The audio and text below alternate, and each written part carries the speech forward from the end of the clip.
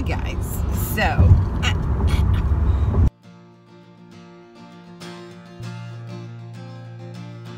So yesterday when I read after the video I put up, somebody asked me, they said, oh, you almost told a story about your dad. Why don't you tell a story about your dad? So today I'm going to tell the story of my dad. My dad was like cool, okay? He wasn't cool like at the time. Like he thought he was cool though. You know how dads think they're cool? He thought he was cool, which is funny. But he would sing in the car. He took me anywhere I wanted to go. I was definitely his like little princess.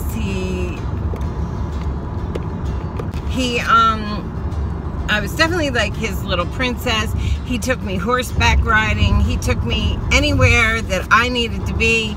My father took me. We didn't have a real close family. Like after dinner, I remember that like in other people's houses, they would go do things together, and my family like went off into each other's room, and that was that. Like I was in my room, Pam was in hers, and my parents were like, one was I don't know where and the other one was I don't know where. Like it was very separate and like kind of too quiet for an Aries child, but that's what it was. So anyway, my dad, so he was a little bit paranoid. He used to take us down to the basement because if it was like raining out, he thought we'd get struck by lightning, like even though we're in our homes. And I actually married a man very similar. I mean, Wolf is a paranoid schizophrenic, so there you go. My dad wasn't schizophrenic, but he was definitely paranoid. 9 locks on the front door. 9. We counted them.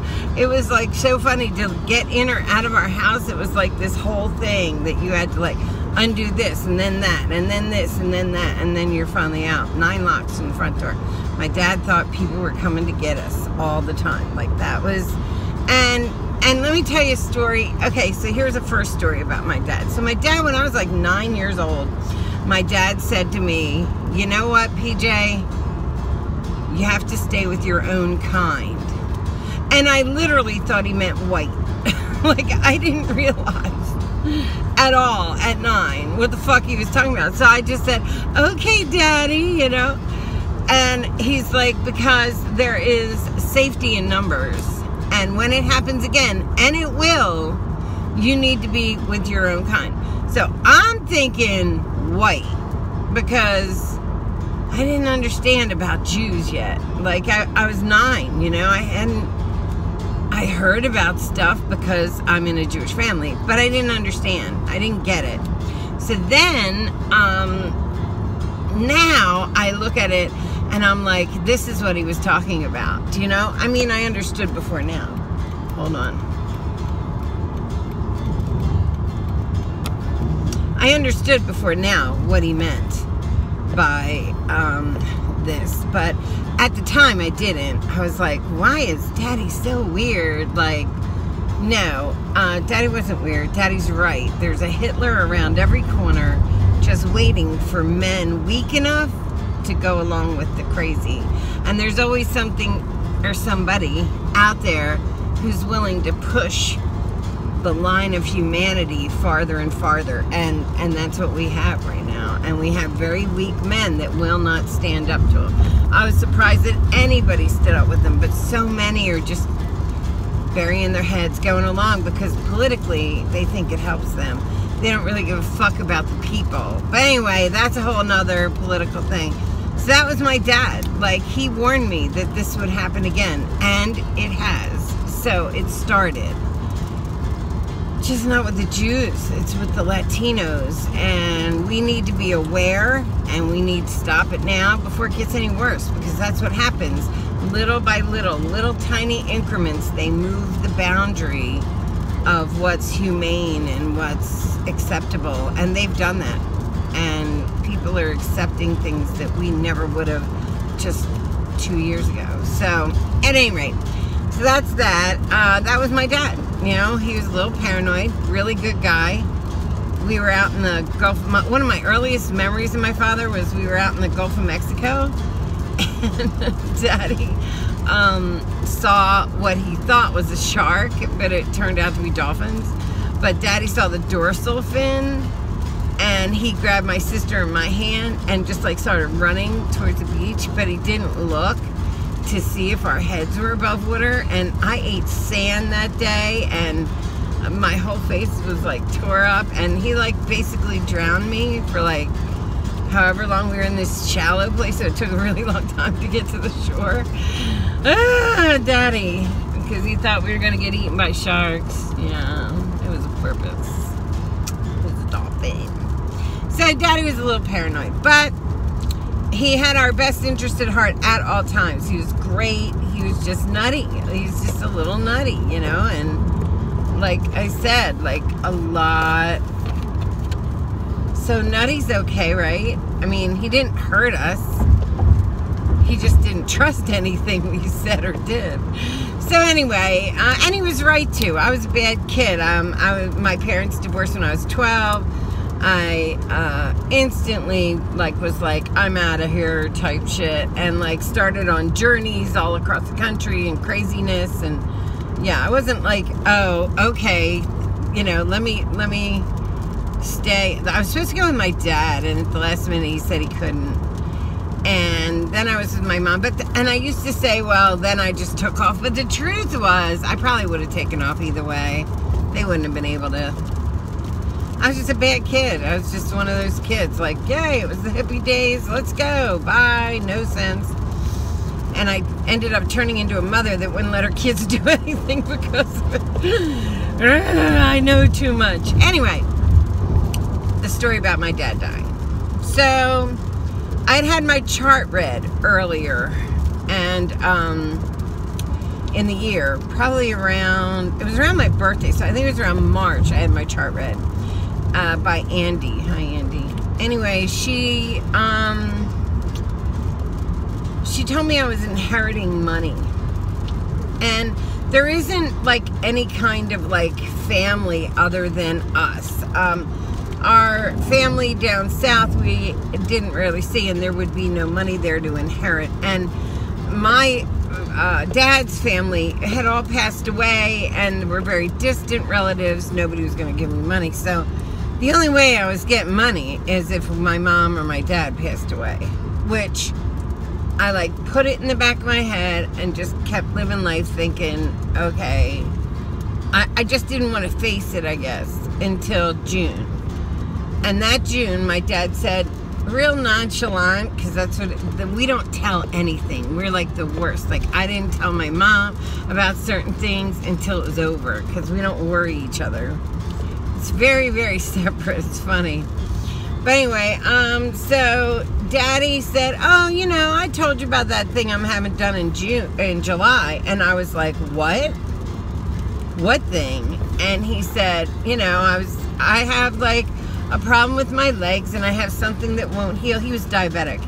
Although skinny, played tennis, did exercises every day, he still was diabetic. And so he's like, yeah, I have like something on the bottom of my foot that won't heal. So they found out like that my arteries are clogged up. So I have to go get this operation. And the minute he said it, I knew it was him. And I wanted to like hang myself, because my dad was like everything. Like, okay, so I've always talked about how like everybody kind of expected. I don't know if it's expected, because I don't feel that way. But I've always been the person that had all the answers. Do you know what I mean? I've always been the one that people ask the questions to. I don't know why, it just is. But I never really in my life had a lot of people that I could like do the same with. Like, I never had a mentor that I could talk to about problems and tell the truth and not be, you know, I am very inward that way. I don't know why. I guess there's a part of me that always wants to look strong. And sometimes I'm not. And when I'm not, I don't think people know how to take it. I think they're so used to a certain me because of me. Not their fault, it's mine. But anyway, okay, so Daddy tells me he's going into the hospital for this thing, and I flip out. I flip out. I can't handle it. I'm with Jeff, but I'm also seeing a girl at the same time. Whatevs. And so I act like a fool. I cry. I call him up and tell him he can't do this, that he's not allowed to go, that I'm out of my mind, because I know, and for some reason I knew he'd never make it out of the hospital. Like, I knew it. And to let him go to the hospital was like sending him off to his death in my mind. So, I act a fool. I call my mother. I'm like, just insane that he's doing this. But they said, you know, he could have a heart attack at any time, that they would have to amputate his legs. I mean, it was bad. And so he called me up one day right before the operation and said, okay, I'm only going to say this once, but you've got to stop this. You've got to let me do this. And I started my shit. No, Daddy, no. And he said, stop. Because I'm going to do this. I'm going to try and say, because he could have had his legs amputated, but I don't think he would have made it through that either. And because of my chart, I kind of knew no matter what he did, he wouldn't. But he could have done that. He could have, and instead he chose to let them go in and clean out the arteries on both of his legs by getting cut from the ankle to groin on both sides.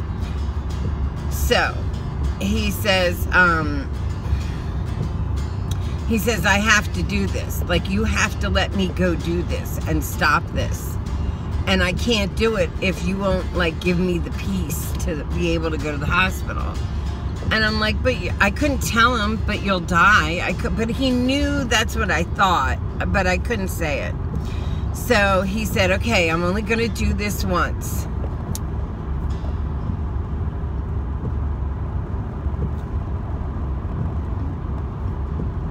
And he said, I love you.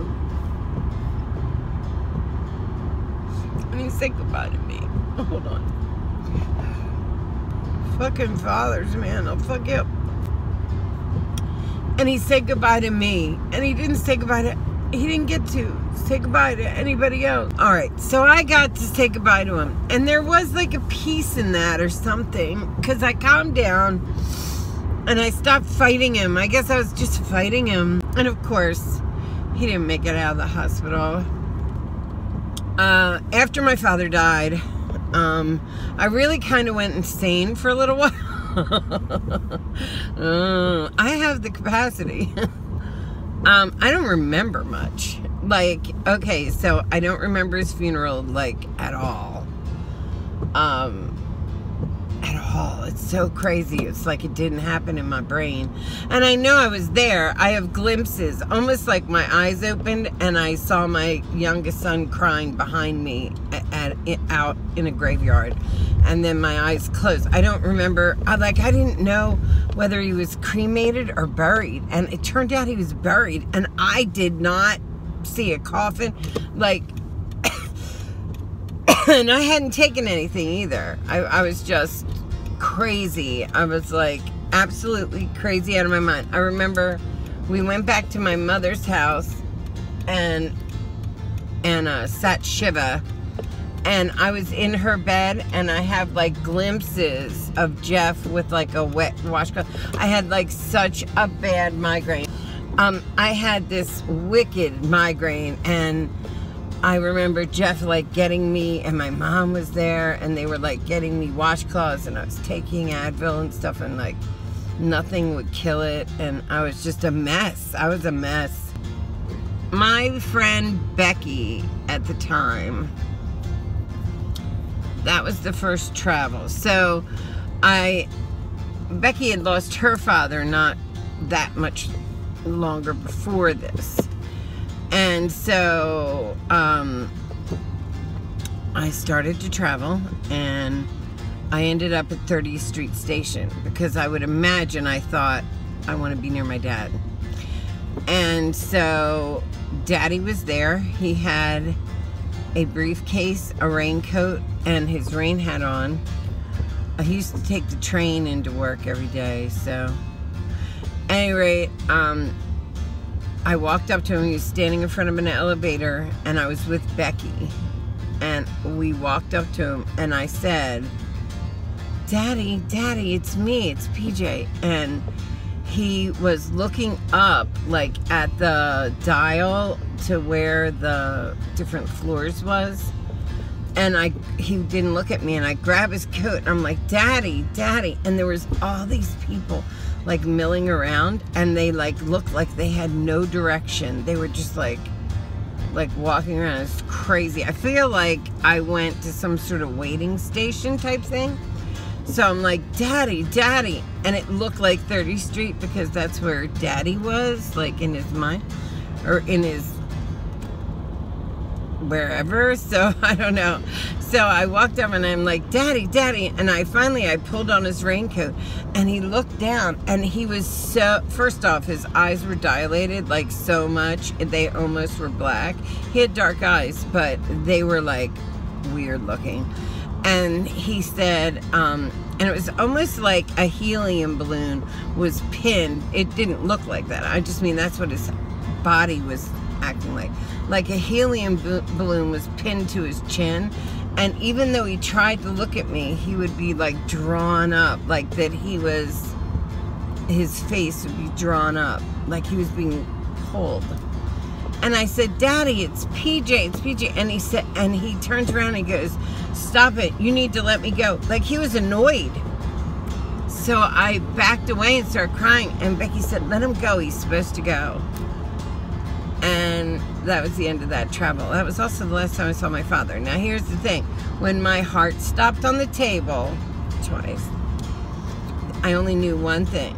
I knew Daddy was coming. Oh, Daddy's coming. It's all right. I'll be fine. My father's coming. Daddy will be there. I knew it like I knew he would die that day. Like I knew that that goodbye was the last. I knew it. So, that's the story of me and my daddy. Last story. We were sitting Shiva with a bunch of old Jewish men come over. And we had belonged to Gamma Swim Club. And I just thought it was like, you know, like we couldn't afford White Manor. And so we belonged to Gamma, but that wasn't true. And one of his best friends starts telling me where Gamma came from. And I was like, what? So my father was in college in Philly, and he had a friend named Sticks, a black guy, that they wouldn't let into. And all these guys were in this fraternity, and Sticks wasn't allowed in because he was black. So all of Daddy's friends and Daddy created Gamma, which was a swim club that was multi-races. Like, it wasn't segregated. And, well, they started it as a fraternity and then moved on. Like, I guess they had invested money and stuff in this fraternity, and they moved on to create Gamma Swim Club, which is in Havertown, and was also not segregated. And yeah, this was in the 40s, 30s, 40s. And so yeah, they were like, yeah, your dad like started Gamma because of Sticks, because of this guy Sticks that couldn't get into the fraternity. And I was like, that's so my father. Like, my father was such a liberal, good guy, didn't care. And then at the same time, I was like, why wouldn't he ever tell me? But he didn't. He didn't tell people about his charitable acts. He was very quiet. And recently I looked up my great-great-great grandfather on Google, and he was head of Jewish charities. And I was like, man, does that run in our family? Because I'm like the uber liberal, you know, and my dad, and like, it was just so natural to me. I didn't even know about my past, like my family's past. So it's pretty crazy. But that was my daddy story. I hope you liked it. All right, guys, I'm going to get off here.